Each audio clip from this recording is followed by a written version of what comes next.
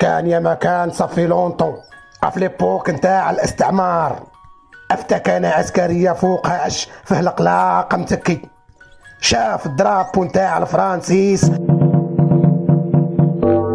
وتحركت فيه روح الوطنية الجزائرية. الأقلاق يا حدار ويا حضارات طار افيغ الدرابو قطعه وهزه وصاوب منه هشه وقعد فوق منه.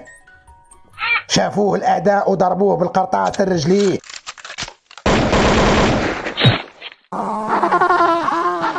طيحوه ولا يعرج وما رحموهش واعتقلوه مع الشهادة نتاعنا. الأقلاق يا حضارات مالغي عذبوه امتنع الكلام والأكل باه يتضامن مع الشهادة. واو. الحين مات المرحوم الشهيد مول الجنحين. واو قصة حزينة.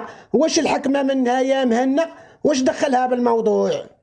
الفرنسيس حضارات ما كانوش ذكيين. لافير هادي راهي وقعت قبل الذكاء الاصطناعي على جال ما فيريفاوش العش نتاع الشهيد باللارج وكان الفقيد مبيض بيضة اخرج منها باللارج ولد الشهيد اللي راح ينتقم لباباه ولينا كاملين.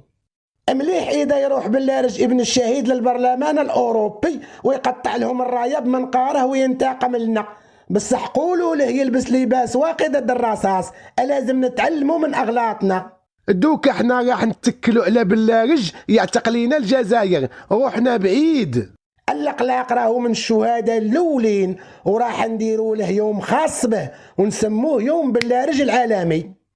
دونك حضارات يلزمنا نختاروا الأقلاق بعنايه ونديروا له تدريبات عسكريه اكسيليري على جال هذه المهمه الخطيره.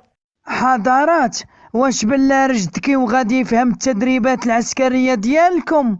يا بن بطوش التدريبات العسكريه اللي يدير السي الفريق الاول فهمناها حتى حنا عاد يفهمها بالله.